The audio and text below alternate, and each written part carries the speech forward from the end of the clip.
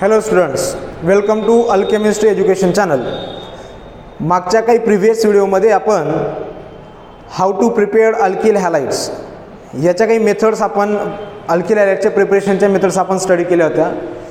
आजच्या व्हिडिओमध्ये आपण अल्किल हॅलाइड्स कसे प्रिपेअर करतात त्याच्या दोन लास्ट रिमेनिंग मेथड ज्या आहेत त्या आपण बघणार आहोत. बेसिकली ती एक सिंगल मेथड आहे, त्याच्यात दोन सब मेथड आहेत. आपण जर म्हणायला गेलं तर दोन नेम रिॲक्शन्स आहेत आणि अरिल हॅलाइड्स कसे प्रिपेअर करतात याच्यासुद्धा आपण दोन रिॲक्शन्स ज्या आहेत त्या स्टडी करणार आहोत. चला मग सुरू करूया आपण. आता बघा, त्याच्यातली जी लास्ट मेथड मी तुम्हाला बोललो होतो ती आहे प्रिपरेशन ऑफ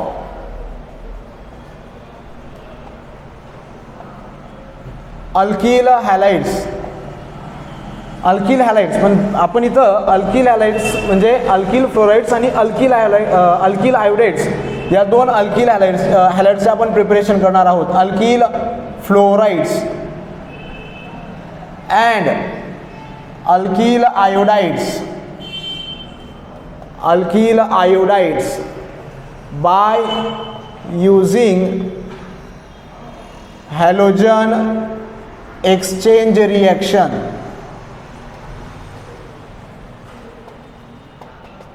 ओके, टायटल खूप मोठं आहे आणि आपल्याला हॅलोजन एक्सचेंज करून अल्किल फ्लोराईड आणि अल्किल आयोडाइड्सचे प्रिपरेशन करायचे आहे. बेसिकली आपण हॅलोजन एक्सचेंज रिॲक्शन का करतो बरं? का आपण अल्किल फ्लोराइड्स आणि अल्किल आयोडाइड्स यांना हॅलोजन एक्सचेंज या रिॲक्शननेच प्रिपेअर करतो? तर याचं रिझन मी तुम्हाला मागच्या एका व्हिडिओमध्ये सांगितलं होतं. मागच्या व्हिडिओमध्ये मी काय सांगितलं होतं की when we directly reacts iodine or fluorine with alkane, then it is not possible to prepare alkyl fluoride and alkyl iodide by direct halogenation. बोललो होतो मी तुम्हाला. म्हणजे जर आपण जर अल्केन घेतला आणि त्या अल्केनचे जर आपण डायरेक्ट फ्लोरिनेशन केलं, ओके, डायरेक्ट फ्लोरिनेशन केलं किंवा जर आपण अल्केनचं डायरेक्ट आयोडिनेशन केलं तर आपल्याला ही रिॲक्शन, या ज्या दोन रिॲक्शन असतात या रिॲक्शनचा यूज करून डायरेक्ट फ्लोरिनेशन आणि डायरेक्ट आयोडिनेशनचा यूज करून आपण अल्किल फ्लोराईड आणि अल्किल आयोडाइड प्रिपेअर करू शकत नाही. हे पॉसिबल नाही आहे. त्याचे काही रिझन्स मी तुम्हाला सांगितले होते मागच्या व्हिडिओमध्ये. मागच्या व्हिडिओ व्यवस्थित बघा, लिंक मी या व्हिडिओच्या डिस्क्रिप्शनमध्ये देऊन देईल किंवा तुम्ही आय बटनवर क्लिक करून सुद्धा त्याला चेक करू शकता. आता हे तर आपण बघितलं, इट इज नॉट पॉसिबल. मग प्रिपेअर कसं करायचे त्यांना प्रिपरेशन करण्यासाठी या अल्किल फ्लोराईड आणि अल्किल आयोडाइडच्या प्रिपरेशनसाठी आपण हॅलोजन एक्सचेंज रिॲक्शन यूज करतो. मग हॅलोजन एक्सचेंज रिॲक्शन काय असते? Halogen exchange reaction is the reaction in which alkyl chloride and alkyl bromide reacts with certain reagents, okay, like sodium iodide or maybe metallic fluorides. यासारखे reagent सोबत आपण alkyl chloride किंवा alkyl iodide या दोघांना react करतो आणि त्याच्यामध्ये काय होतं, in this reaction chlorine and bromine exchanged by using fluorine or iodine. म्हणजे इथं एक्सचेंज होतात. इथं क्लोरीन आणि ब्रोमिनला आपण एक्सचेंज करतो आणि त्याच्या जागेवर फ्लोरीन आणि आयोडीन यांना आपण ॲड करत असतो किंवा सबस्टिट्यूट करत असतो. मग काय रिॲक्शन असतात बघा. बेसिकली हॅलोजन एक्सचेंज या दोन टाईपच्या असतात. पहिली रिॲक्शन असते फिन्केलस्टेन रिॲक्शन.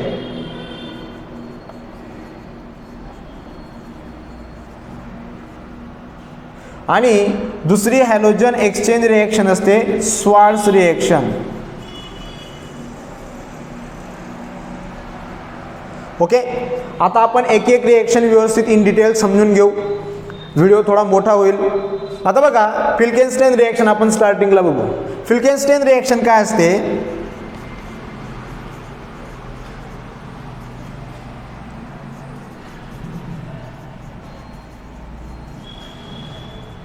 या रिॲक्शनमध्ये काय होतं व्यवस्थित लक्ष द्या. In this Finkelstein reaction alkyl chloride. आता बघा इथं मी RX लिहितो. आता इथं एक्सचा मिनिंग आहे क्लोरीन किंवा ब्रोमीन म्हणजे अल्किल क्लोराईड और alkyl bromide treated with sodium iodide in the presence of dry acetone as a solvent. आता इथं ड्राय ॲसिटोन का घेतलं, काय रिझन आहे तेही सांगतो. मग याच्यात काय होणार आहे, in this reaction chlorine or bromine exchange by using iodine. या रिॲक्शनमध्ये काय होतं क्लोरीन किंवा ब्रोमीन जो असतो तो एक्सचेंज होतो कोणाच्या यूज होऊन आयोडीनचा. ओके, हे होते अल्किल क्लोराइड्स और ब्रोमाइड्स. ओके, आणि त्याच्यापासून आपण एक्सचेंज करून आपल्याला जो प्रोडक्ट रिक्वायर्ड होता अल्किल आयोडाइड तो आपण इथं मिळवला आहे. मग आपण एक्झाम्पल समजून घेऊ या रिॲक्शनमध्ये. विथ एक्झाम्पल आपण ही रिॲक्शन समजून घेऊ आणि मग पुढचे रिझन्स मी तुम्हाला सांगतो. जर आपण एक्झाम्पल बघितलं C2H5Cl ethyl chloride.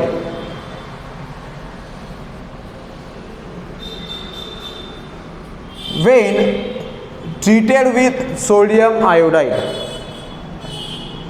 in the presence of dry acetone, then this ethyl chloride by the exchange of chlorine using iodine converted to ethyl iodide.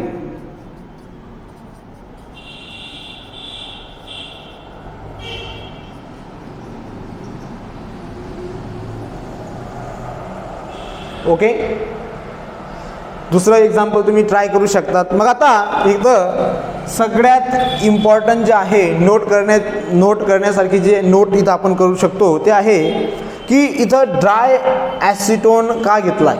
Dry.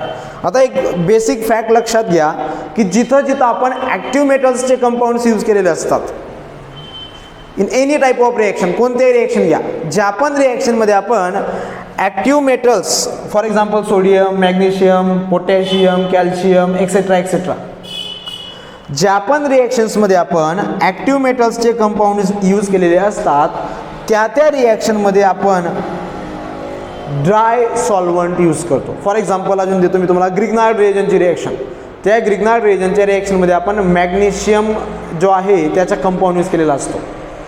लक्षात, म्हणून आपण तिथं सॉल्वंट यूज करतो ड्राय इथर. म्हणजे जिथं तुम्हाला यासारखे जे ॲक्टिव्ह मेटल्स असतात यांच्या रिॲक्शन्स असतात किंवा यांचे कंपाऊंड आपण त्या रिॲक्शनमध्ये यूज करतो तिथं आपण ड्राय ॲसिटोन हा कंपाऊंड ड्राय सॉल्वंट आपण यूज करत असतो. मग जिथं ड्राय ॲसिटोन आपण यूज केलेला आहे, या ड्राय ॲसिटोनच्या जागेवर आपण DMSO हा सुद्धा यूज करू शकतो. आता what is DMSO? DMSO is a dimethyl सल्फॉक्साईड.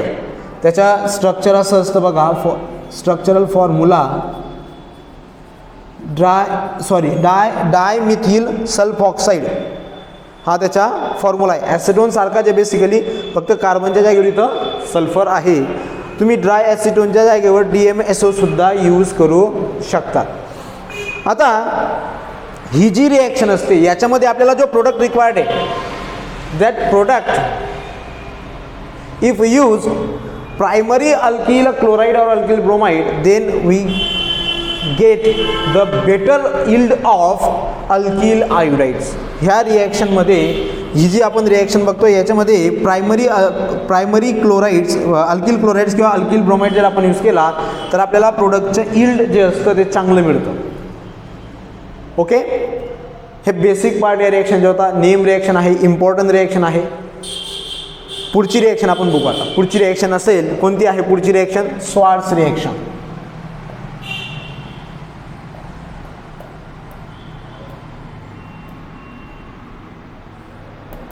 Okay, आता स्वार्ट्स रिॲक्शन जसं आपण फिल्केन्स्टेन रिॲक्शनला अल्किल आयोडाइडच्या प्रिपरेशनसाठी यूज केलं तसंच आपण स्वार्ट्स रिॲक्शनला यूज करतो अल्किल फ्लोराईडच्या प्रिपरेशनसाठी. मग इथं काय होतं, in this reaction alkyl chloride or alkyl bromide, या रिॲक्शनमध्ये alkyl chloride or alkyl bromides जे असतील ते, in this reaction that alkyl chloride or alkyl bromides treated with or reflux with metallic fluoride. मी तर मुद्दामून नाव लिहितोय मेटॅलिक फ्लोराईड असं. Okay, then that gives product alkyl fluoride.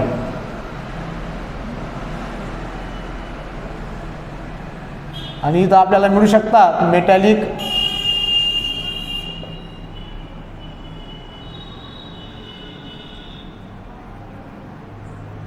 Metallic chloride और ब्रोमाइड. ओके, मी मुद्दा म्हणून नाव लिहिलं. आता मेटॅलिक फ्लोराइड आपण कोणते कोणते यूज करू शकतो, खूप आहेत. आपण यूज करू शकतो silver fluoride, calcium fluoride, COF2 आपण यूज करू शकतो, SbF3 आपण यूज करू शकतो, Hg2F2 आपण यूज करू शकतो. Okay, all these compounds are the fluorinating agents. ह्या सगळ्या कंपाऊंड्सला, हे सगळे मेटॅलिक फ्लोराइड्स आहेत आणि यांना आपण फ्लोरिनेटिंग एजंट्स म्हणतो. They are rich of fluorines. ते फ्लोरिन्सचे रिच आहेत. ते इझिली फ्लोरिन्स जे असतात ते फ्लोरिन्स प्रोव्हाइड करून देतात आणि आपल्याला ज्यावेळेस आपण त्यांची रिॲक्शन अल्किल क्लोराइड्स किंवा अल्किल ब्रोमाइड सोबत करतो तर आपल्याला प्रोडक्ट मिळतो अल्किल फ्लोराइड. मग आता प्रत्येकाची एक एक, आता तुम्हाला फक्त रिॲक्शन बॅलन्स करायचं. एक लक्षात घ्या, मी 1-2 रिॲक्शन घेतो, वाटले असतं जनरल रिॲक्शन एक्झाम्पल घेतो, तुम्हाला फक्त रिॲक्शन बॅलन्स करायच्या. ओके, मी ही एक रिॲक्शन घेतो आणि ही एक रिॲक्शन घेतो, ही घ्या, किंवा वाटलं असतं मी ही एक घेतो, ह्या 2 रिॲक्शन घेतो. बाकीच्या रिॲक्शन तुम्हाला अकॉर्डिंग टू फ्लोरीन तुम्हाला अल्किल फ्लोराईड आणि अल्किल आयोडाईड जे आहे ते बॅलन्स करायचे. ओके, मग बघा मी RX घेतला आणि त्याची रिॲक्शन केली मी CaF2. आता इथं 2 फ्लोरीन आहेत म्हणून मी 2 moles of alkyl chloride or alkyl bromide घेणार आहे. Okay, then we reflux that alkyl chlorides, मी इथं अल्किल हॅलाइड लिहितो. आता हॅलोजन क्लोरीन ब्रोमिन दोघं असतील, तुम्ही तिथं त्याप्रमाणे त्यांचं नाव राईट डाऊन करू शकतात. ओके, नोट करू शकतात. मग आपल्याला प्रोडक्ट काय मिळणार आहे, 2RF प्लस CaX2. ओके, आणि हा भेटला आपल्याला प्रोडक्ट अल्किल फ्लोराईड. त्याच्यानंतर दुसरी रिॲक्शन घेऊ आपण, RX plus SbF3. Okay, antimony fluoride आहे तो. हे 3 फ्लोरीन आहेत म्हणून मी तर बॅलन्स केली. ओके, अल्किल हॅलाइड किंवा अल्किल क्लोराइड अल्किल ब्रोमाइड मी बॅलन्स केले, त्यांना आपण रिफ्लक्स करतोय तर आपल्याला प्रोडक्ट मिळणार आहेत 3 moles of RF plus SbX3. Okay, मग हा भेटला आपल्याला अल्किल फ्लोराईड. तुम्ही एक्झाम्पल घेऊ शकतात जे तुम्हाला एक्झाम्पल घ्यायचे. मी एक एक्झाम्पल घेतो वाटलं असतं. Okay, CH3Br treated with CaF2. Okay, मग आपल्याला 2 मोल्स घ्यावे लागतील. आहे मिथाइल ब्रोमाइड, त्याला आपण रिफ्लक्स केलं तर आपल्याला प्रोडक्ट मिळणार आहे 2 moles of CH3F plus CaBr2 आणि आपल्याला प्रोडक्ट भेटला मिथाइल फ्लोराईड. ओके, आणि या दोघं ज्या रिॲक्शन असतात, both this reactions are use to prepare alkyl iodide and alkyl fluoride. This reactions are better and good as compared to direct fluorination and direct iodination of alkanes. या 2 reaction होतात.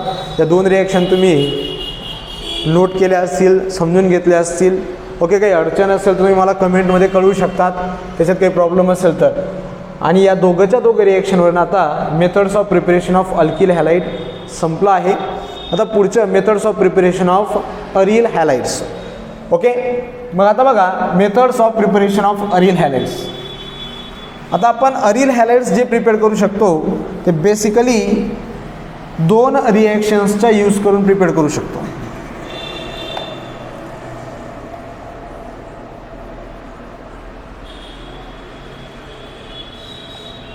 Preparation of aryl halides. Okay, aryl हॅलाइड्सचे preparation आपण दोन रिॲक्शनच्या use करून करू शकतो. पहिलं असतं सबस्टिट्यूशन रिॲक्शन. मी मुद्दामून इथं सबस्टिट्यूशन रिॲक्शन लिहितोय. मी डायरेक्ट स्पेसिफिक नाव लिहू शकलो असतो, पण मला थोडंसं एक्सप्लेन करायचं आहे की सबस्टिट्यूशन रिॲक्शन म्हणजे नेमकं काय असणार आहे त्याच्यात. आणि दुसरं सँडमेयर्स रिॲक्शन.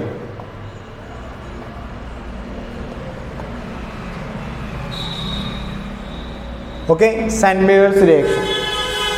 आता स्पेलिंग मिस्टेक वगैरे झाले असेल तर बघून घ्या. आता सबस्टिट्यूशन रिॲक्शन मी मुद्दा मला असं का लिहिलं बघा. पहिली रिॲक्शन आपण एक वेळेस पहिल्यांदा स्टार्ट करून घेऊ. त्या रिॲक्शनपासून सबस्टिट्यूशन रिॲक्शन. आता सबस्टिट्यूशन रिॲक्शनची डेफिनेशन तुम्हाला माहिती असेल. The reaction in which one group substituted by using other group or one atom one functional group substituted by using other functional group or other atom. या सबस्टिट्यूशन रिॲक्शनची एक simple definition आहे. म्हणजे example देतो मी वाटल्यास तुम्हाला. आर, मी तर ठीक आहे आर घेतो. आर एक्स आपल्याकडे आहे आणि हा जो न्यूक्लियोफाईल आहे हा न्यूक्लियोफाईल या हॅलोजनला रिप्लेस करतोय, सबस्टिट्यूट करतोय आणि आपल्याला प्रोडक्ट आर वाय मिळणार आहे. ओके, ही सबस्टिट्यूशन रिॲक्शन झाली. याच्यामध्ये काय झालं की याच्यामध्ये या एक्सला कोणी रिप्लेस केलं, कोणी सबस्टिट्यूट केलं वायने. तसं त्याच्या अकॉर्डिंग या सबस्टिट्यूशन रिॲक्शनचे दोन टाईप असतात.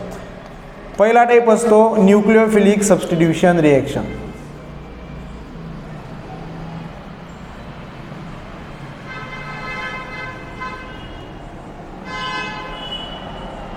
Nucleophilic substitution reactions. आणि दुसरा टाईप असतो इलेक्ट्रोफिलिक सबस्टिट्यूशन रिॲक्शन्स.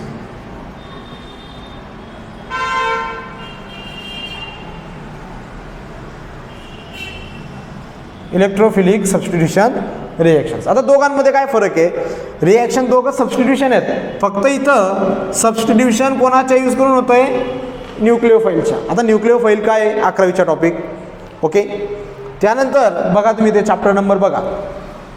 त्याच्यानंतर इलेक्ट्रोफिलिक सबस्टिट्यूशन रिॲक्शन म्हणजे काय, ही पण सबस्टिट्यूशन रिॲक्शन आहे, फक्त याच्यामध्ये सबस्टिट्यूशन कोणाच्या यूज करून होणार आहे, इलेक्ट्रोफाईलच्या. ओके, मग आता दोघांमधला basic difference what is nucleophile and what is electrophile एवढं तर मी काही एक्सप्लेन करत नाही.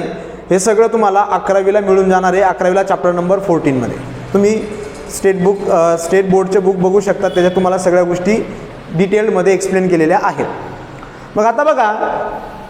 मग आता इथं अरिल हॅलाइड्स जे असतात याच्यामध्ये तरी सबस्टिट्यूशन रिॲक्शन दाखवतात, पण नेमके कोणते अरिल हॅलाइड्स नेमकं या दोघांपैकी कोणती सबस्टिट्यूशन रिॲक्शन अरिल हॅलाइड्स दाखवतील ते पण बेसिक समजून घ्या. आता न्यूक्लियोफिलिक सबस्टिट्यूशन रिॲक्शन कोण दाखवतं, जे सॅच्युरेटेड कंपाऊंड्स असतात किंवा आपण त्यांना म्हणतो ॲलिफॅटिक कंपाऊंड्स. मी तर वाटल्यास तर पूर्ण लिहितो, जे ॲलिफॅटिक सॅच्युरेटेड कंपाऊंड्स असतात ते न्यूक्लियोफिलिक सबस्टिट्यूशन रिॲक्शन शो करतात. आणि जे ॲरोमॅटिक कंपाऊंड्स असतात बेन्झीन सारखे aromatic compounds or arene compounds, आपण त्यांना अरिन सुद्धा म्हणतो ॲरोमॅटिक कंपाऊंड्सला. This compound shows the electrophilic substitution reaction. मग ते न्यूक्लियोफिलिक सबस्टिट्यूशन रिॲक्शन का नाही शो करत, it is also the topic of 11th chemistry. Okay, 11th केमिस्ट्रीचा टॉपिक आहे तो तुम्हाला चॅप्टर नंबर 15 मध्ये मिळून जाईल. थोडक्यात शॉर्टमध्ये सांगून देतो वाटल्यास तर चॅप्टर नंबर 15 जे आहे हायड्रोकार्बन्स, त्याच्यामध्ये तुम्हाला ॲरोमॅटिक जो कंपाऊंडचा टॉपिक आहे त्याच्यात मिळून जाईल. बेसिकली सांगून देतो मी तुम्हाला की हे जे ॲरोमॅटिक कंपाऊंड्स असतात, benzene for example me benzene घेतो, या बेन्झीनचं स्ट्रक्चर हे प्लेनार असतं. ओके, इथं हे डबल बॉन्ड जे प्रोड्यूस झालेले असतात हे डबल बॉन्ड, ओके, म्हणजे जी डबल बॉन्ड असतात ही पाय इलेक्ट्रॉन डेन्सिटी असते. म्हणजे इलेक्ट्रॉन डेन्सिटी जी इथं प्रोड्यूस होते, इलेक्ट्रॉन डेन्सिटी, इलेक्ट्रॉन क्लाउड सुद्धा आपण त्यांना म्हणू शकतो. This electron cloud is over and below above and below of the planar structure of benzene ring. ही जी पूर्णच्या पूर्ण पाय इलेक्ट्रॉन क्लाउड जे असते किंवा इलेक्ट्रॉन क्लाउड किंवा पाय इलेक्ट्रॉन डेन्सिटी जी असते ती पूर्णच्या पूर्ण त्या बेंझिन रिंगच्या फ्लॅट स्ट्रक्चरच्या प्लेनार स्ट्रक्चरच्या वरती आणि खाली जी असते ती स्प्रेड झालेली असते, spread over the whole structure, या पूर्ण स्ट्रक्चरवरती ती स्प्रेड झालेली असते. त्यामुळे काय होतं की इझिली ते कोणत्याही न्यूक्लिओफाईलला अटॅक करू देत नाही त्या प्लेनार स्ट्रक्चरवर बेंझिनच्या. म्हणून हे जे ॲरोमॅटिक कंपाऊंड्स असतात किंवा बेंझिन असतात हे शॉर्टमध्ये सांगितलं, डिटेल तुम्हाला 11वीच्या चॅप्टर नंबर 15 हायड्रोकार्बन्समध्ये सापडून जाईल ॲरोमॅटिक कंपाऊंडच्या टॉपिक. ओके, म्हणून aromatic compounds nucleophilic substitution reaction जे असतात ते शो करत नाहीत. ओके, कारण इलेक्ट्रॉन डेन्सिटी वाढली म्हणजे निगेटिव्ह चार्ज इथं वाढणार आहे. आता निगेटिव्ह चार्ज वाढला तर निगेटिव्ह चार्ज न्यूक्लिओफाईलवरती पण निगेटिव्ह चार्ज असतात किंवा न्यूक्लिओफाईलकडे एक्स्ट्राचे इलेक्ट्रॉन्स असतात. मग ह्या इलेक्ट्रॉन्समध्ये आणि याच्या इलेक्ट्रॉन्समध्ये रिपल्शन होतं म्हणून ते इझिली न्यूक्लिओफाईल याच्यावरती अटॅक करू शकत नाही. म्हणून aromatic compounds nucleophilic substitution reaction show करत नाहीत. हां, पण ती इलेक्ट्रोफिलिक सबस्टिट्यूशन रिॲक्शन शो करतात. इलेक्ट्रोफाईल इझिली त्यांच्यावर अटॅक करू शकतो. का? कारण electrophiles are the electron deficient species, त्यांना ऑलरेडी इलेक्ट्रॉनची डिफिशियन्सी असते आणि या ॲरोमॅटिक रिंगच्या फ्लॅट स्ट्रक्चरवरच्या वरती आणि बिलो खाली, वरती आणि खाली इलेक्ट्रॉन डेन्सिटी स्प्रेड झालेली असते म्हणून इझिली इलेक्ट्रोफाईल जे असतात त्यांच्यावरती अटॅक करू शकतात. ओके, मग आता आपण डिटेलमध्ये इलेक्ट्रोफिलिक सबस्टिट्यूशन रिॲक्शन जे आहे ते स्टडी करून घेऊ आणि त्यांचा यूज करून अरिल हॅलाइड्स कसे प्रिपेअर करतात ते आपण बघू. आता आपण या रिॲक्शन्सचा यूज करून दोन टाईपचे अरिल हॅलाइड्स प्रिपेअर करणार आहोत, aryl chlorides and aryl bromides. हे लक्षात घ्या. मग पहिलं बघा, पहिलं in this reaction aryl halides, मी इथं बेन्झिन घेतो. ओके, इन दिस रिॲक्शन इथं हॅलोजन जे आपण घेतला आहे तो आहे क्लोरीन आणि ब्रोमीन. ओके, इथं आपण Lewis acid as a catalyst घेतो. ओके, कॅटलिस्ट म्हणजे काय ते सांगतो वाटलं असतं शॉर्टमध्ये. In this reaction the aromatic compounds treated with chlorine or bromine in the presence of Lewis acid, इथं कोणतेही लेविस ॲसिड असू शकतात. And we must maintain the dark condition, आणि आपण कोणती कंडिशन मेंटेन करायला पाहिजे? Dark condition. ओके, हे लिहायलाच पाहिजे ते reaction condition. Then by the simple electrophilic substitution that aromatic compound, arene compound आपण त्याला अरिन म्हणू. Okay, that arene compound converted into aryl halides, aryl halide. Okay, मग याच्यामध्ये आपण अल्किल क्लोराईड आणि अल्किल ब्रोमाइड हे दोन जे आहेत, सॉरी अल्किल नाही, अरिल क्लोराइड्स आणि अरिल ब्रोमाइड्स हे दोन कंपाऊंड आपण प्रिपेअर करू शकतो. जर तुम्ही क्लोरीन यूज केला तर तुम्ही क्लोरीनला करस्पॉन्डिंग असं लेविस ॲसिड जे आहे ॲज अ कॅटलिस्ट तुम्ही घेऊ शकतात. तुम्ही ब्रोमीन घेतला तर ब्रोमीनला करस्पॉन्डिंग असलेलं लेविस ॲसिड तुम्ही यूज करू शकतात. ओके, आता लेविस ॲसिड म्हणजे काय हा तुम्हाला आता 12वीला माहितीच आहे, पण जे नवीन असतील 11वीला गेलेले विद्यार्थी आता 12वीला येतील त्यांना सांगून देतो. Lewis acid is the acid or is the species which accept lone pair of electrons from other species or electron pair of electrons from other species. Lewis acid जे असतात ती लेविस नावाच्या सायंटिस्टने ती थ्योरी जी आहे ती एक्सप्लेन केली. त्याच्यामध्ये Lewis acid काय असतात की असे सबस्टन्स असतात किंवा असे स्पेसिस असतात की जे दुसऱ्या स्पेसिसकडून इलेक्ट्रॉन पेअर ॲक्सेप्ट करतात, त्यांना आपण लेविस ॲसिड म्हणतो. आणि मोस्ट ऑफ हे लक्षात घ्या की लेविस ॲसिड जे असतात आपण त्यांना दे आर गुड कॅटलिस्ट, ते गुड कॅटलिस्ट असतात, त्यांना आपण कॅटलिस्ट म्हणून यूज करतो. आता व्हॉट इज कॅटलिस्ट, हा हे पण तुम्हाला लक्षात यायला पाहिजे. Catalyst is the chemical substance which change the rate of reaction without consuming in the reaction. Catalyst असा सबस्टन्स असतो की जो कोणत्याही रिॲक्शनचा रेट चेंज करतो, अल्टर करतो, पण त्या रिॲक्शनमध्ये तो कॉन्झ्युम होत नाही, यूज होत नाही. म्हणजे तो फक्त रिॲक्शनला प्रोसीड करण्याचं काम करतो. फायनली रिॲक्शन कंप्लीट झाल्यानंतर आपल्याला as catalyst as it is स्टार्टिंगला जसा होता तसंच आपल्याला एंडिंगला तो आपल्याला मिळतो. ओके, एवढं तुम्हाला समजलं असेल तर आपण 1-2 रिॲक्शन घेऊ आणि मग एकदम छोटासा आणि सोपा टॉपिक आहे, 2 मार्कासाठी मे बी पॉसिबल तो विचारला जाऊ शकतो बोर्ड एक्झाममध्ये. मग आता बघा, मी एक सिंपल बेन्झिन घेतो आणि एक सबस्टिट्यूटेड बेन्झिन घेतो आणि ते सबस्टिट्यूटेड बेन्झिन घेण्यामागचे 1-2 एक्झाम्पल घेईल वाटलं असतं. सबस्टिट्यूटेड बेन्झिन घेण्यामागचे रिझन असं आहे की त्याच्यातनं मला अजून थोडंसं एक्सप्लेनेशन मिळून जाईल की कोणत्या टाईपचे ॲरोमॅटिक कंपाऊंड जे असतात ते इलेक्ट्रोफिलिक सबस्टिट्यूशन रिॲक्शन शो करू शकतात. आता बघा, आता हा सिंपल मी बेन्झिन घेतला आणि या बेन्झिनची रिॲक्शन मी क्लोरीन सोबत केली. ओके, आहे बेन्झिन आणि मी याची रिॲक्शन केली क्लोरीन सोबत. In the presence of Lewis acid AlCl3, okay, aluminium chloride. We must maintain the dark condition. आपण कोणती कंडिशन मेंटेन करायला पाहिजे? डार्क. त्याशिवाय या रिॲक्शन होत नाही, मागेही सांगितलं होतं तुम्हाला. ओके, मग आता इथं काय होणार आहे? Simply by the substitution of 1 hydrogen. इथं कोणताही तुम्ही आता बेन्झिनमध्ये सिम्पली प्रत्येक कार्बनला एक सिंगल हायड्रोजन आहे, कोणतं एक्स्ट्रा सबस्टिट्यूशन नाही आहे. एक्स्ट्रा सबस्टिट्यूशन नसल्यामुळे तुम्ही कोणताही हायड्रोजन रिप्लेस करू शकतात, हे लक्षात घ्या. ओके, ज्यावेळेस सबस्टिट्यूशन होईल त्या सबस्टिट्यूशनचा इफेक्ट कोणता आहे त्याच्यावरनं आपण तिथं जो सबस्टिट्यूट ग्रुप असेल त्याच्या इफेक्टच्या अकॉर्डिंग आपण सबस्टिट्यूशन रिॲक्शन करतो. मग बघू आपण पुढे काय होणार आहे. Then by the simple substitution of hydrogen that benzene converted into chlorobenzene. Okay, आता हे एक सिंपल एक्झाम्पल होतं. मी आता दुसरं एक्झाम्पल घेतो.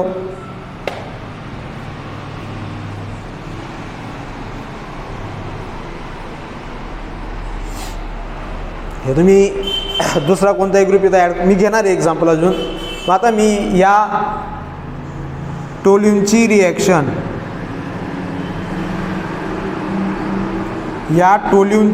किंवा आता आपण त्याला म्हणू शकतो मिथाइल बेन्झिन, कोणासोबत करतोय? ब्रोमीन सोबत, Br2. In the presence of Lewis acid FeBr3. Okay, we must maintain the dark condition. आपल्याला ती डार्क कंडिशन मेंटेन करायची. हां, आता वरती सिंपल रिॲक्शन होती, पण इथं जर तुम्ही बघितलं तर इथं हा CH3 ग्रुप आहे, सबस्टिट्यूट आहे, ऑलरेडी तिथं सबस्टिट्यूशन आहे. मग ज्या वेळेस आपण अशा वेळेस या अशा टाईपच्या ॲरोमॅटिक कंपाऊंडमध्ये आपण इलेक्ट्रोफिलिक सबस्टिट्यूशन करतो त्यावेळेस या कंपाऊंडचा जो इफेक्ट असतो, हा जो ग्रुप असतो, या ग्रुपचा जो इफेक्ट असतो तो सगळ्यात महत्त्वाचा इफेक्ट असतो. मग आता असे जे सबस्टिट्यूशनचे ग्रुप्स असतात त्यांचे 2 टाईप पडतात. ओके, पहिला टाईप पडतो, मी इथं वाटल्यास तर पहिला टाईप पडतो इलेक्ट्रॉन डोनेटिंग ग्रुप्स, की जे या ॲरोमॅटिक रिंगला इलेक्ट्रॉन डोनेट करतात. मग असे कोणते कोणते ग्रुप असू शकतात? असे ग्रुप असतात अल्किल ग्रुप्स, जो मी आता लिहिला आहे तो. त्यानंतर हायड्रॉक्सी ग्रुप, OH ग्रुप. त्यानंतर NH2 ग्रुप. त्यानंतर OR ग्रुप. ओके, असे एक्सेट्रा खूप ग्रुप्स आहेत. मी जास्त काही लिस्ट लांब करत नाही, ते तुम्हाला चॅप्टर नंबर 14मध्ये मिळूनच जाईल. ओके, रेझोनन्स इफेक्ट किंवा मेसोमेरिक इफेक्ट आपण त्याला म्हणतो, किंवा इंडक्टिव्ह इफेक्टमध्ये तुम्हाला ती मिळून जाईल, तुम्ही शोधू शकता. आणि दुसरा जो ग्रुपचा टाईप असतो याच्यामध्ये तो असतो इलेक्ट्रॉन विड्रॉइंग ग्रुप. EDG म्हणजे इलेक्ट्रॉन डोनेटिंग ग्रुप आणि EWG म्हणजे इलेक्ट्रॉन विड्रॉइंग ग्रुप. मग हे इलेक्ट्रॉन विड्रॉइंग ग्रुप काय करतात, त्यांचे काय फंक्शन असतं की ते ॲरोमॅटिक रिंगकडून इलेक्ट्रॉन विड्रॉ करून घेतात. ओके, मग असे कोणते कोणते ग्रुप्स असतात? जे सगळे कार्बोनिल टाईपचे ग्रुप्स आहेत ते, फॉर एक्झाम्पल अल्डिहाइड ग्रुप, त्यानंतर कीटोन ग्रुप, त्यानंतर ॲसिड ग्रुप, त्यानंतर इस्टर ग्रुप, त्यानंतर सायनाइड ग्रुप, त्यानंतर नायट्रो ग्रुप एक्सेट्रा. यांची पण लिस्ट खूप मोठी आहे. हे जे खाली लिहिले ते सगळे ग्रुप्स इलेक्ट्रॉन विड्रॉ करतात. मग आता जे इलेक्ट्रॉन डोनेटिंग ग्रुप्स असतात ते या ॲरोमॅटिक रिंगला इलेक्ट्रॉन डोनेट करतात आणि रेझोनन्स इफेक्टमुळे, मेसोमेरिझममुळे काय होतं की इलेक्ट्रॉन डोनेट केल्यामुळे या ॲरोमॅटिक रिंगच्या 2 नंबरच्या पोझिशनला, 4 नंबरच्या पोझिशनला आणि 6 नंबरच्या पोझिशनला निगेटिव्ह चार्ज क्रिएट होतो. मी ते तुम्हाला आता स्ट्रक्चर काढून दाखवून तुम्हाला मिळेल ते स्ट्रक्चर त्या चॅप्टरमध्ये मिळून जाईल, चॅप्टर नंबर 14मध्ये. तर या 3 पोझिशनवरती निगेटिव्ह चार्ज येतो आणि निगेटिव्ह चार्ज आल्यामुळे या 3 पोझिशनवरची इलेक्ट्रॉन डेन्सिटी इन्क्रीज होते आणि इन्क्रीज झाल्यामुळे ऑब्वियसली इलेक्ट्रोफाईल जो असतो, मी जो इथं लिहिला इलेक्ट्रोफाईल, मी ऑलरेडी सांगितलं होतं की electrophile is electron deficient spaces. मग जर या 3 पोझिशनवरती निगेटिव्ह चार्ज आला, इलेक्ट्रॉन डेन्सिटी इन्क्रीज झाली, तर ऑब्व्हियसली इलेक्ट्रोफाइल त्या पोझिशनवरती अटॅक करेल, कारण त्याला इलेक्ट्रॉन त्याच पोझिशनवरती सापडणार आहेत, 3 आणि 5 वरती सापडणार नाहीत. जिथं याला इलेक्ट्रॉन सापडतील तिथं, जसं एखाद्याला पाण्याची तहान लागलेली असते, त्याला जिथं पाणी सापडलं, एकदम जोराची तहान लागली असेल, जिथं पाणी सापडलं तो तिथं पाणी पितो, ते कुठलंही पाणी राहू दे, तसं.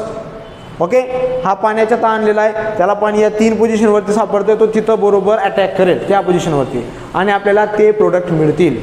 मग आता 2 नंबर आणि 6 नंबरच्या पोझिशनला आपण करस्पॉन्डिंग टू दिस सबस्टिट्यूशन, या सबस्टिट्यूशनला करस्पॉन्डिंग करून 2 आणि 6 ते कुठेही राहू शकतो. 2 आणि 6 नंबरची पोझिशन फिक्स आहे. 2 आणि 6 नंबरच्या पोझिशनला आपण ऑर्थो म्हणतो, 4 नंबरच्या पोझिशनला आपण पॅरा म्हणतो. मग इथं हा CH3 ग्रुप इलेक्ट्रॉन डोनेट करतो, म्हणजे ऑब्व्हियसली हा 2 आणि 4 नंबरच्या पोझिशनला प्रोडक्ट दाखवेल. इथं तुम्ही या दोघांपैकी कोणताही एक लिहिला तरी चालेल. ओके, मग तो कोणत्या पोझिशनला प्रोडक्ट शो करणार आहे आपल्याला? ऑर्थो आणि पॅरा, म्हणजे 2 आणि 6, सॉरी 2 आणि 4. ओके, मग आपल्याला प्रोडक्ट भेटला, कोणता प्रोडक्ट भेटला आपल्याला? 2 ब्रोमोटोल्यून. ओके, हा एक भेटला आणि दुसरा मिळेल आपल्याला 4 ब्रोमोटोल्यून.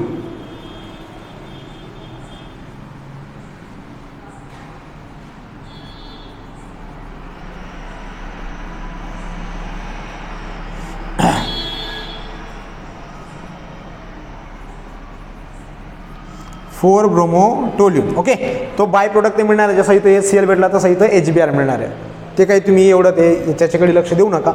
आता पुढचं, जर समजा इथं इलेक्ट्रॉन विथड्रॉइंग ग्रुप राहिला, तर इलेक्ट्रॉन विथड्रॉइंग ग्रुप जर ॲरोमॅटिक रिंगला अटॅच असेल, तर त्यावेळेस aromatic compound electron withdrawing group attach असताना इलेक्ट्रोफिलिक सबस्टिट्यूशन रिॲक्शन शो करत नाही, कारण यांची सवय असते, यांना घाण सवय, या ग्रुप्सला काय घाण सवय? इलेक्ट्रॉन ते ॲरोमॅटिक रिंगकडून विड्रॉ करतात, आणि जसे जसे ते ॲरोमॅटिक रिंगकडून इलेक्ट्रॉन विड्रॉ करतील, तर या 2 नंबर, 4 नंबर आणि 6 नंबरच्या पोझिशनकडून इलेक्ट्रॉन विड्रॉ झाल्यामुळे मेसोमेरिक इफेक्ट तुम्ही बघू शकतात. इलेक्ट्रॉन विड्रॉ झाल्यामुळे त्या पोझिशनवर पॉझिटिव्ह चार्ज क्रिएट होतो, म्हणून पॉझिटिव्ह चार्ज होतो. त्याला तिथं या इलेक्ट्रोफाईलला या 3 पोझिशनवरती इलेक्ट्रॉन सापडणार नाही, तो फाइंड आउट होणार नाहीत, म्हणून तो त्या पोझिशनला अटॅक करणार नाही. रेअरली तो अटॅक करू शकतो 3 नंबरच्या पोझिशनला आणि 5 नंबरच्या पोझिशनला. यांच्यावर निगेटिव्ह चार्ज नसतो इथं, बट या 3 पोझिशनच्या कंपॅरिझनमध्ये तिथं इलेक्ट्रॉन थोडे जास्त असतात, म्हणजे इलेक्ट्रॉन डेन्सिटी यांच्या कंपॅरिझनमध्ये तिथं जास्त असते. मे बी पॉसिबल आहे ड्रास्टिक कंडिशनला तो इथं अटॅक करू शकतो, पण सिम्पल कंडिशनला अटॅक करू शकत नाही. मग त्यावेळेस ज्यावेळेस इलेक्ट्रॉन विथड्रॉइंग ग्रुप अटॅच असतील, त्यावेळेस aromatic compounds may be possible आहे की ते न्यूक्लियोफिलिक सबस्टिट्यूशन रिॲक्शन शो करू शकतात, करतात ते ज्यावेळेस इलेक्ट्रॉन विथड्रॉइंग ग्रुप अटॅच असतील. जेवढे जास्तीत जास्त इलेक्ट्रॉन विथड्रॉइंग ग्रुप अटॅच असतील, तेवढ्या ते nucleophilic substitution reaction faster show करतील. ओके, हे तुम्हाला बेसिक पॉईंट याच्यातला समजला असेल. आता आजची आपली मेथड ऑफ प्रिपरेशनची शेवटची रिॲक्शन जी आहे, ती शेवटची रिॲक्शन आपण आज बघणार आहोत, आणि ती आहे सँडमेयर्स रिॲक्शन. आता काय असते सँडमेयर्स रिॲक्शन आपण बघू बरं. ओके, सँडमेयर्स रिॲक्शन जी असते याच्यामध्ये पण आपण रिप्लेसमेंट करतो. मग आता कोणाची रिप्लेसमेंट करतो, काय रिप्लेसमेंट करतो ते आपण बघू व्यवस्थित डिटेलमध्ये. मग आता सँडमेयर्स रिॲक्शनमध्ये काय असणार आहे,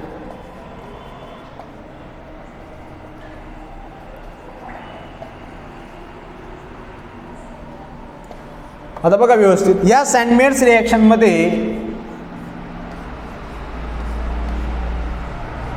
बेन्झीन डायॲझोनियम हॅलाइड हा सॉल्ट आहे, बेन्झीन डायॲझोनियम हा सॉल्ट आहे, बेन्झीन डायॲझोनियम हॅलाइड. ओके, नाव पण लिहून देतो.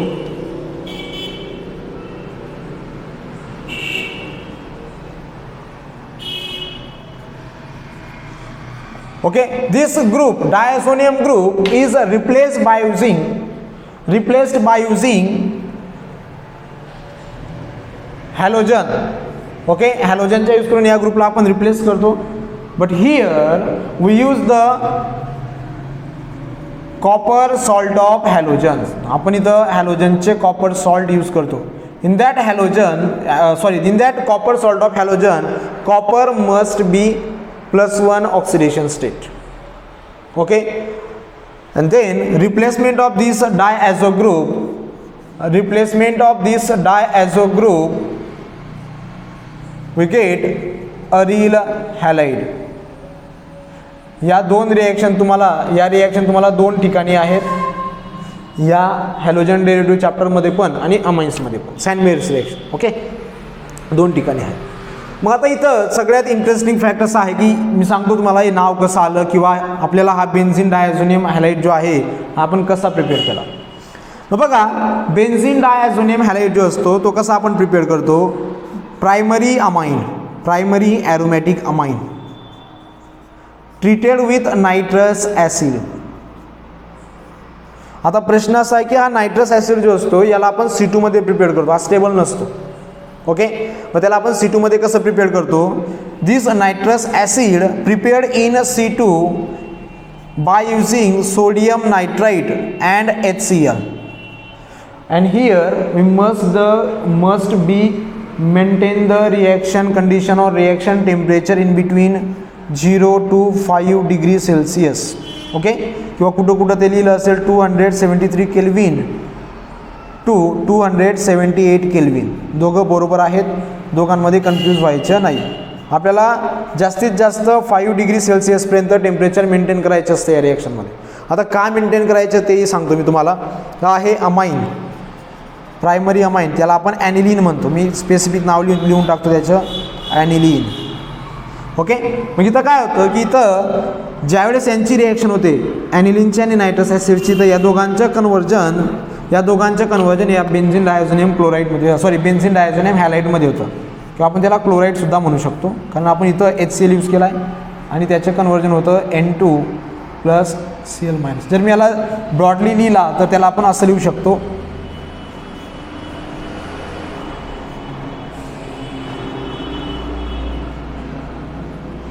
त्याच्यावर पॉझिटिव्ह चार्ज आणि हॅलाइडवर निगेटिव्ह चार्ज, म्हणजे क्लोरीन येतो HCl यूज केल्यामुळे. ओके, मग आता याचं नाव कसं आलं बघा. हा बेन्झीन एवढा पूर्ण बेन्झीन. नायट्रोजन जिथं असतो त्या कंपाऊंड्सला आपण ॲझो कंपाऊंड्स असं म्हणतो. इथं 2 नायट्रोजन आहेत म्हणून नाव आलं डायॲझो. ओके, नायट्रोजनवर पॉझिटिव्ह चार्ज आहे म्हणून डायॲझो, आणि त्याच्या शेवटी लागला IUM, ॲझोनियम, आणि क्लोरीन आहे म्हणून क्लोराईड. ओके, हे झालं preparation of benzene diazonium halide. आणि मग या बेन्झीन डायझोनियम हॅलाइडची रिॲक्शन आपण क्युप्रस हॅलाइड सोबत करतो, म्हणजे जिथं कॉपरची, क्युप्रस हॅलाइड म्हणजे जिथं कॉपरची ऑक्सिडेशन स्टेट जी असते ती +1 असते. ओके, त्याच्यानंतर मग आता इथं काय होतं याच्यामध्ये, हे जे आपण टेम्परेचर 0 to 5 डिग्री सेल्सिअस ठेवलं आहे ते का मेंटेन केलं आहे. Because this benzene diazonium halide is highly unstable at the temperature above 5 degree Celsius. 5 degree सेल्सिअसपेक्षा जास्त टेम्परेचरला हा जो बेन्झीन डायॲझोनियम हॅलाइड कंपाऊंड असतो तो हायली अनस्टेबल असतो. म्हणून आपण इथं हे जे टेम्परेचर आहे ह्याच्या प्रिपरेशनसाठी temperature 0 to 5 degree Celsius maintain करतो. मग चला आपण आता प्रिपरेशन बघून घेऊ. ओके, मग प्रिपरेशन जे आहे, पहिलं प्रिपरेशन सांगतो मी तुम्हाला, preparation of benzene chlorobenzene. Okay, मग बघा आता आपण घेतला benzene diazonium halide. Okay, benzene diazonium हॅलाइडची रिॲक्शन आपण केली CuCl सोबत, किंवा तुम्ही Cu2Cl2 असं सुद्धा लिहू शकतात. ओके, आहे benzene डायॲझोनियम chloride.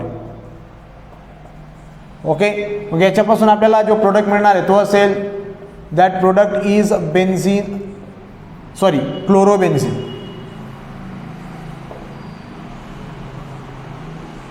Okay, and with the loss of N2, nitrogen gas. It is a neutral one. Nitrogen gas हा न्यूट्रल असतो, त्याचा काही इफेक्ट होणार नाही. त्यानंतर दुसरा आहे